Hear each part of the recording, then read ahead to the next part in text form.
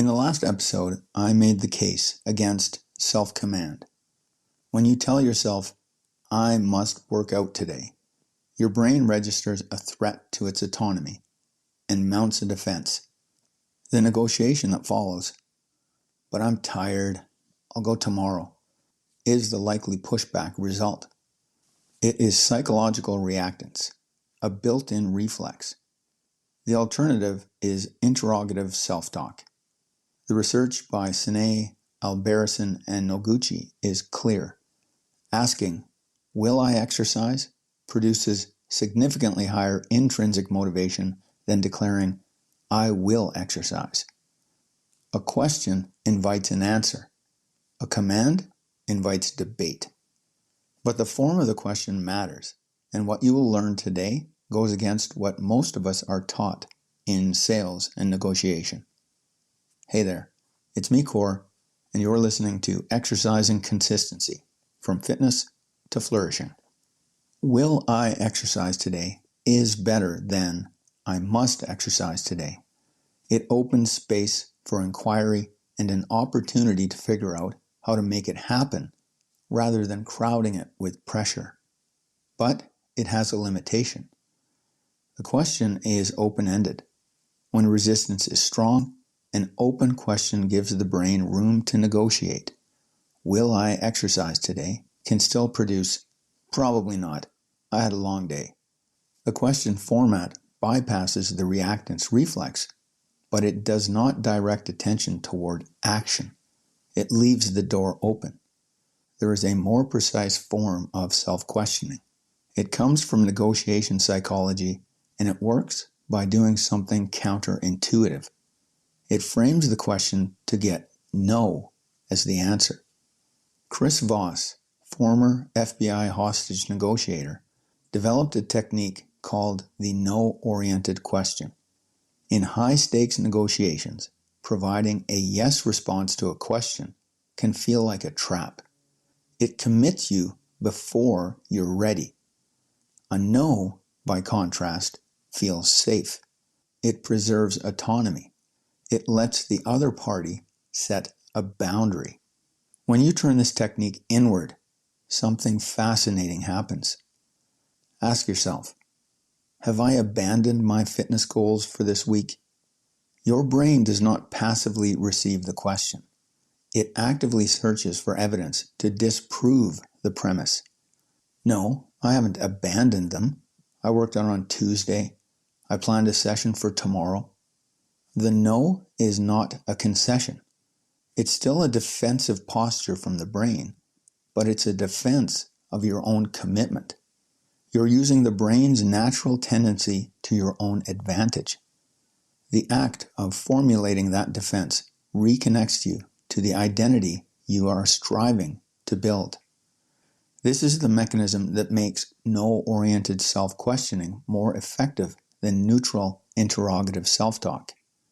A neutral question like, will I exercise, still leaves you as the arbiter of a decision that could go either way. A no-oriented question like, have I given up, positions inaction as something already lost. Your brain moves to recover it. Daniel Kahneman and Amos Tversky won the Nobel Prize for demonstrating that humans are far more motivated to avoid a loss than to achieve an equivalent gain. This is prospect theory, and it explains why the no-oriented question has teeth.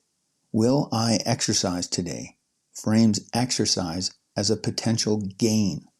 Gains can be deferred to tomorrow without immediate consequence. Have I abandoned my fitness goals frames inaction as a loss of something you already possess. The identity of someone who is consistent. Losses demand attention. Losses cannot be deferred. Action is required to prevent the loss. There is a deeper reason this works. It connects directly to the philosophical foundation of exercising consistency.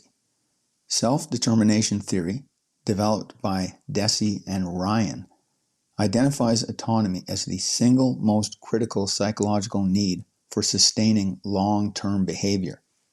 When people feel pressured, even by their own internal commands, intrinsic motivation collapses. Traditional fitness culture runs on controlling language. No excuses, just do it. That language triggers the very resistance it claims to override. A no-oriented question offers total autonomy. Are you completely against a short walk today? Does not demand anything. It asks. The answer is genuinely yours. You can say, actually, yes, I am against it. I need rest. And that answer, when honest, is not a failure. It is an enacted choice made freely. That is the distinction that matters. The proeresis, the choosing self, is not determined by past conditioning, but it needs space to operate.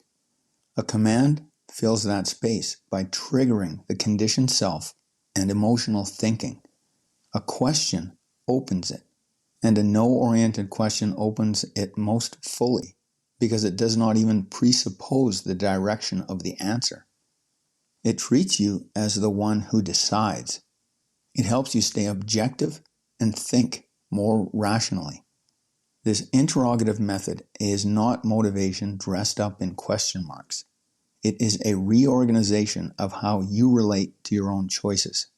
You stop treating yourself as a subordinate who needs to be managed and start treating yourself as the faculty that decides.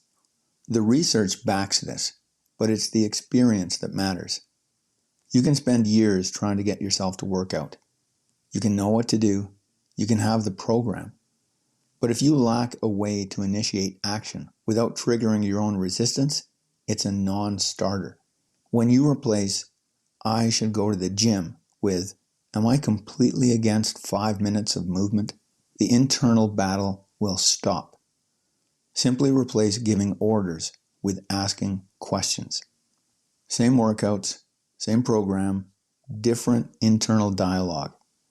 The consistency that has eluded you for years will become, over time, unremarkable. Not easy, but simple and no longer a fight. In the next episode, I'll give you a full protocol. 5 specific no-oriented questions ordered to carry you from inertia to action. Each one solves a different failure point.